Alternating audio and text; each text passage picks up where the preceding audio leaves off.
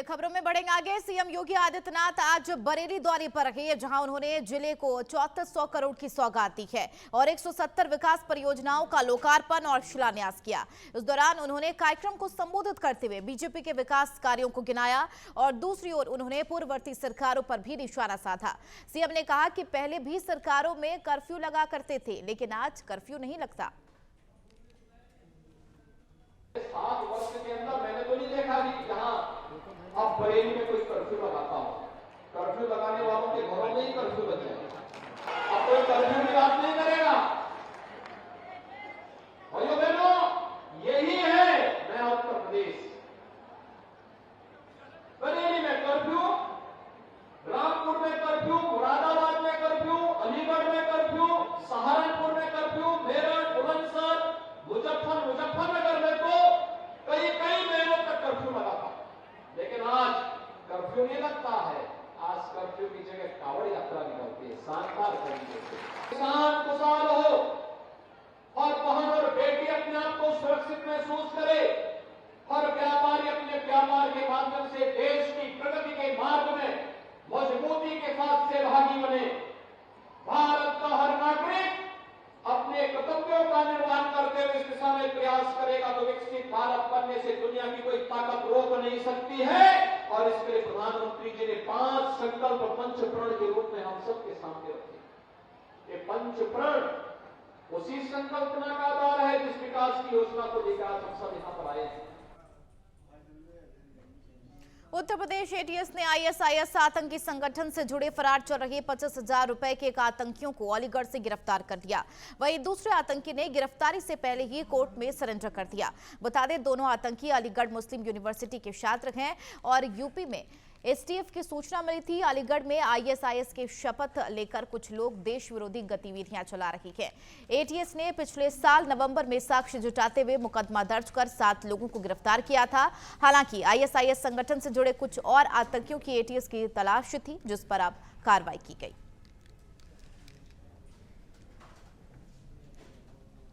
प्रतापगढ़ में रिश्तों को शर्मसार करने वाली घटना सामने आई है। आपको बता चले, यहां एक कलयुगी बहू ने अपने बेटों के साथ मिलकर अपने ससुर को लाठी डंडों से पीट कर मौत के घाट उतार दिया और इस घटना के बाद इलाके में हड़कंप मच गया। बता दें, बुजुर्ग और बहू के बीच किसी बात को लेकर विवाद हुआ था, लेकिन बाद बहू ने अपने बच्चों से संग मिलकर बुजुर्ग पर लाठी डंडों से हमला कर दिया। आनंदवार में बुजुर्ग का छोटा बेटा उसे अस्पताल ले गया और जहां डॉक्टर ने उसे मृत घोषित कर दिया।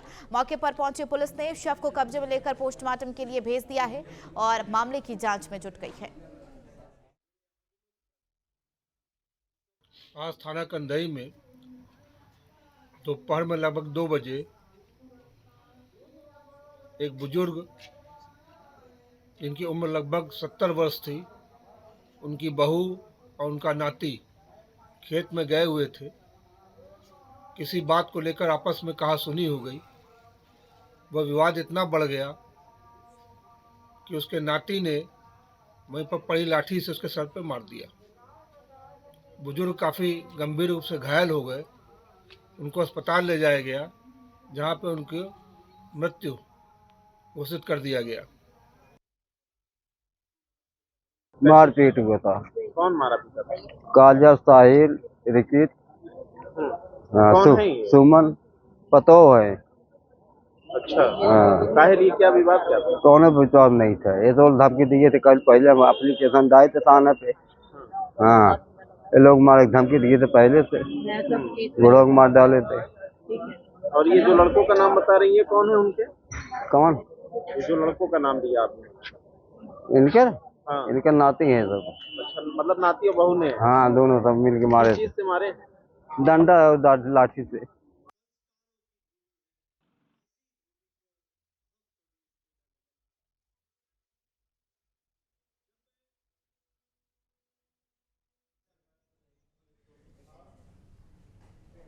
खबर कुशीनगर जिले के दुधिया ब्लॉक के गांव अहिरौली से है, जहां फाजिल नगर विधायक सुरेंद्र सिंह कुशवाहा ने नवनिर्मित सचिवालय और पंचायत भवन का उद्घाटन किया है। आपको बता चले, इस भवन में गांव की समस्याओं पर चर्चा होगी और समाधान निकाले जाएंगे। विधायक सुरेंद्र सिंह कुशवाहा ने इसके लिए प्रधान इमरान अंसारी को धन्यवाद दिया और कहा कि इस कार्यक्रम से आमजन की सभी समस्याओं का समाधान होगा। करौली ग्राम सभा में विकसित भारत संकल्प यात्रा मोदी की गारंटी वाली गाड़ी आई हुई है और यहाँ के ग्राम प्रधान इमरान हसन जी को मैं धन्यवाद देना चाहूँगा। ऐसी सुंदर जगह पे और बहुत ही खूबसूरत पंचायत भवन का इन्होंने निर्माण करवाया है। जो सरकार की मंशा है कि हम गांव स्तर पे ही जितनी भी समस्याएं हैं ग्रामीण क्षेत्र में रहने वाले लोगों को उन समस्याओं का समाधान करा सके, इसके लिए कंप्यूटर सहायक की भी नियुक्ति किया है सरकार ने।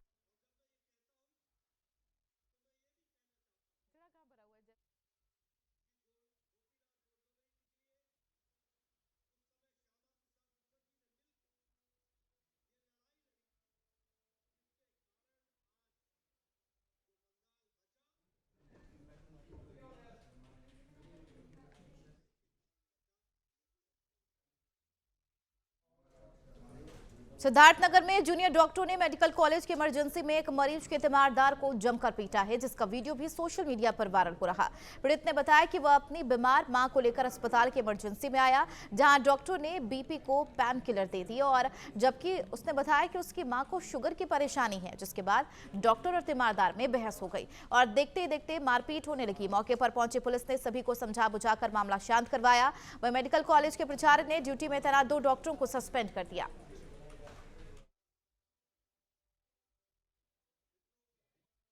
मामला हुआ माता जी को लेके आए थे मेडिकल कॉलेज इमरजेंसी में और वहाँ हम दिखाने के लिए बोले डॉक्टर को। डॉक्टर बोल रहे हैं कि तुम बैठो, अभी हम चेक करवा लेंगे। उनको शुगर का प्रॉब्लम था।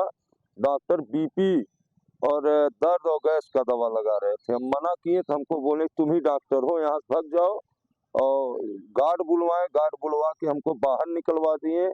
बाहर निकलवा के और हमको उल्टा सीधा गाली दिए। फिर हम बाहर आ गए। बाहर आए उसके बाद में धीरे धीरे 20-10 ऐसे ऐसे लड़के करके लगभग 200 लड़के मेडिकल कॉलेज में आए हैं। हमको भी मारे हैं, उसके बाद में स्टाफ के लोगों को भी मारे हैं।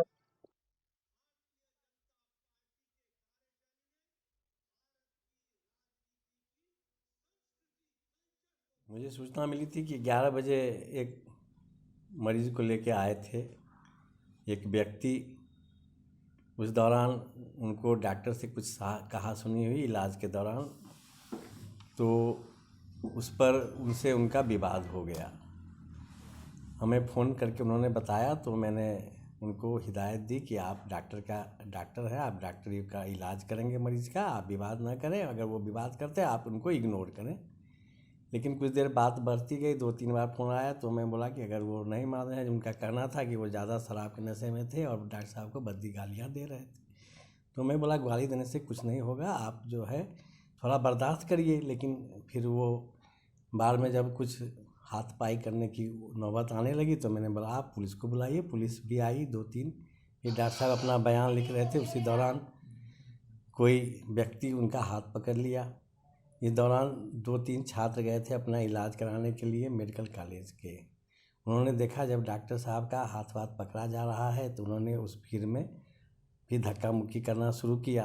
इस पर कुछ कर्मचारी जो उस व्यक्ति के साथ थे।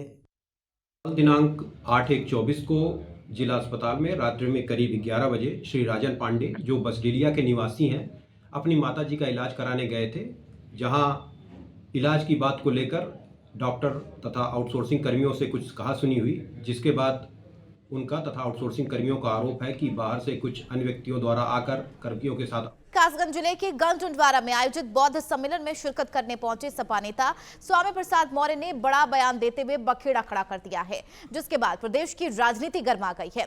दरअसल स्वामी प्रसाद मौर्य ने कहा कि रामलला प्राण प्रतिष्ठा कार्यक्रम में बीजेपी का व्यक्तिगत कार्यक्रम है। उन्होंने कहा इसलिए मेहमानों की सूची बीजेपी के लोग बना रही है। इतना ही नहीं, स्वामी प्रसाद मौर्य ने रामलला की मूर्ति का स्थान मंदिर से 3 किलोमीटर दूर बता दिया।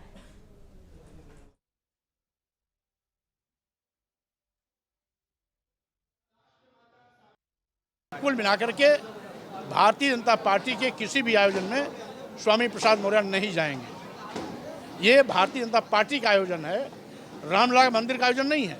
क्योंकि रामलला जहाँ पर थे वो इस मंदिर से 3 किलोमीटर दूर है आज भी रामलला वहीं पर है। तो ये तो भारतीय जनता पार्टी का कार्यक्रम है और यही कारण है कि कौन जाएगा कौन नहीं जाएगा ये भी सूची तैयार भारतीय जनता पार्टी के लोग कर रहे हैं। जो नाम है ट्रस्ट के राष्ट्रीय अध्यक्ष चंपत राय जी का, लेकिन सूची सही मायने में तैयार कर रही भारतीय जनता पार्टी। तो भारतीय जनता पार्टी जो सूची तैयार कर रही है तो उसमें स्वामी प्रसाद मौर्य का नाम कहाँ रहेगा। एसपी सिंह बघेल जी हमारे बहुत अच्छे साथी रहे हैं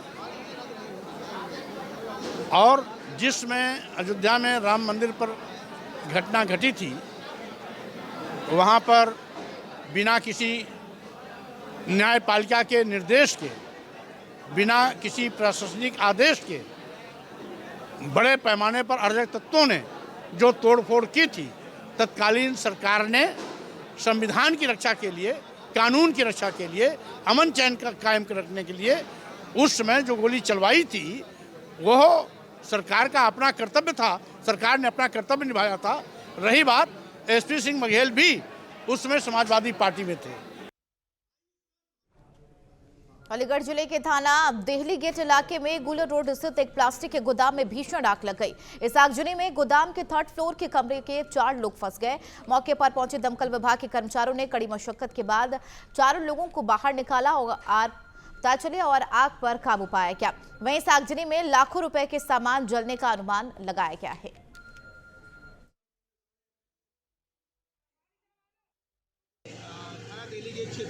गुलर रोड पर कमलेश गैस एजेंसी है। इनके पास प्लास्टिक के सामानों का स्टॉक और डिस्ट्रीब्यूशन है और इसमें अज्ञात कारणों से आग लगी थी, जिस पर फायर टेंडर की मदद से मुख्य काबू पा लिया गया है। इसमें किसी प्रकार की कोई जनहानि नहीं है।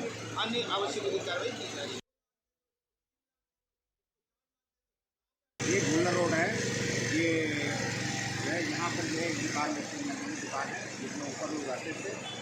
तत्काल फायर सर्विस को सूचना मिली कि आग लगी हुई है।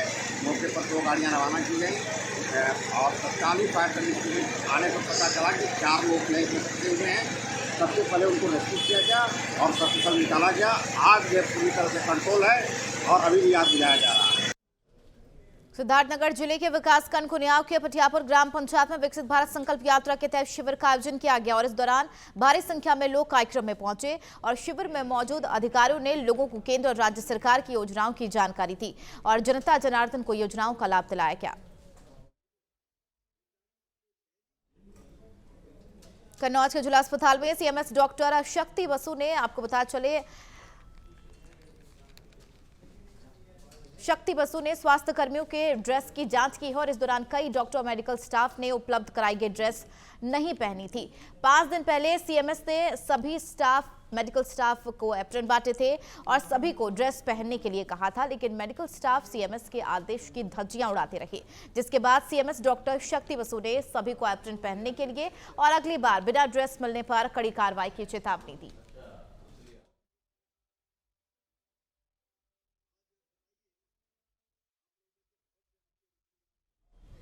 तो बदायूं में पुलिस ने अवैध शराब की तस्करी का भांडाफोड़ किया है। पुलिस ने 2 तस्कर भी पकड़े हैं, इनमें से एक जम्मू कश्मीर और दूसरा पंजाब का रहने वाला है। शराब की खेप पंजाब से झारखंड ले जाई जा रही थी। एसएसपी आलोक प्रियदर्शी ने प्रेस वार्ता के जरिए इस घटना का खुलासा किया, जिसमें चेकिंग के दौरान पुलिस ने ट्रक में दूसरे प्रांत की शराब की पेटियां बरामद की है। ट्रक से अंग्रेजी ब्रांडेड शराब की बोतल के 95 पेटी, 150 पेटी हाफ की बरामद की गई है। देखिए, हमारे SPRA के निर्देशन में थाना इस्लाम नगर की पुलिस ने आबकारी विभाग और SPB की टीम के साथ एक 10 टायरा ट्रक को पकड़ने में सफलता प्राप्त की है, जिसमें उन्होंने 615 पेटी अवैध शराब कॉन्ट्राबैंड उनके द्वारा बरामद किया गया है, जिसका बैकअप मैं आपको बताना चाहूँगा। इसमें अंग्रेजी शराब कंपनी ब्रांड इंपीरियल ब्लू, इसकी 150 पेटी हैं और अंग्रेजी शराब ऑफिसर्स चॉइस, इसकी 200 पेटी हैं। ओल्ड मॉन्क जो रम है उसकी करीब 5 पेटी हैं और इस प्रकार कुल 615 पेटी शराब पकड़ी गई है। इसके अलावा 2 अभियुक्तगण भी पकड़े गए हैं। जो ट्रक के जो चालक और उसके साथ एक व्यक्ति था, उन दोनों को पकड़ा गया है। अलीगढ़ के थाना विजयगढ़ क्षेत्र के विस्तौली गांव में आपको बता चले आवारा पशुओं से किसानों को खासी दिक्कतों का सामना करना पड़ रहा है, जिसके चलते दुखी किसानों ने छुट्टा पशुओं को इकट्ठा करके गांव के पंचायत घर सचिवालय में बंद कर दिया और ग्राम प्रधान और सेक्रेटरी के खिलाफ नारेबाजी कर जमकर विरोध प्रदर्शन किया है। किसानों का आरोप है कि शिकायतों के बावजूद जिला प्रशासन द्वारा सड़कों पर घूमने वाले आवारा पशुओं से किसानों को निजात नहीं दिलाया जा रहा और यही वजह है कि उन्होंने उनके खेतों में घुसकर फसलों को बर्बाद करने वाले छुट्टा पशुओं से दुखी होकर आवारा पशुओं को सचिवालय में ही बंद कर दिया।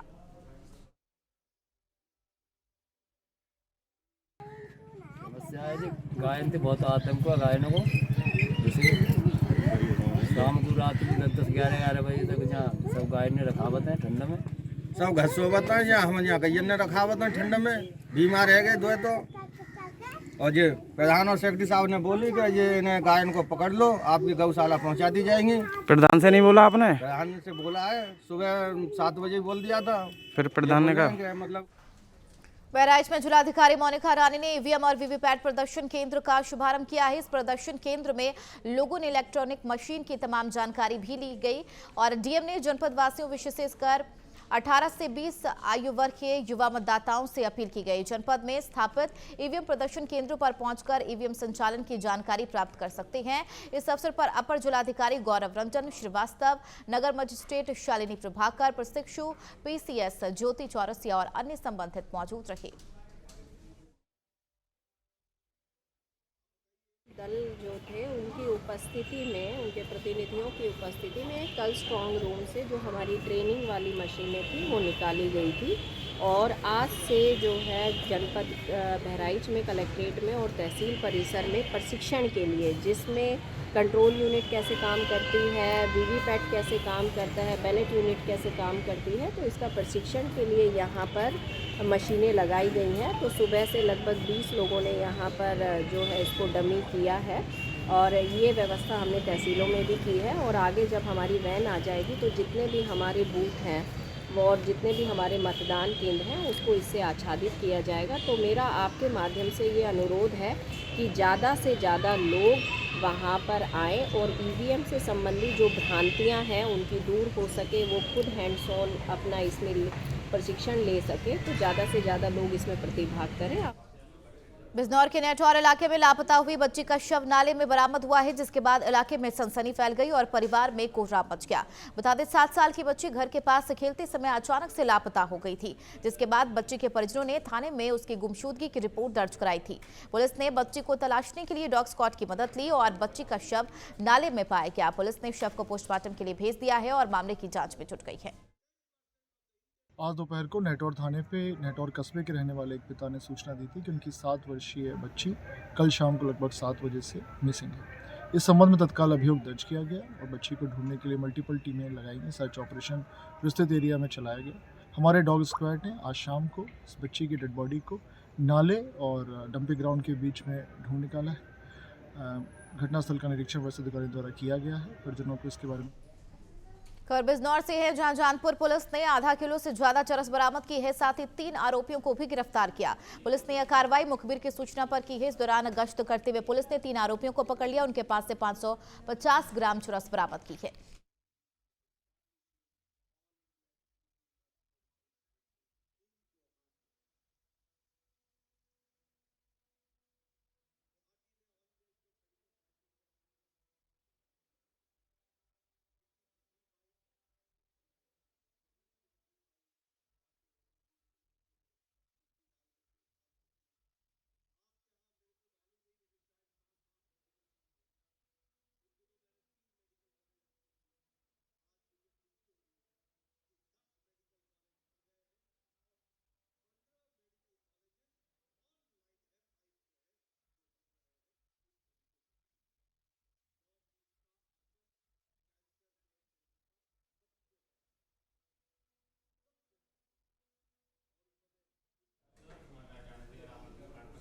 उधर देवरिया में देर रात एक विवाहिता की धारदार हथियार से गला रेत कर हत्या कर दी गई। घटना उस समय हुई जब युवती ससुराल से अपने मायके वापस लौट रही थी।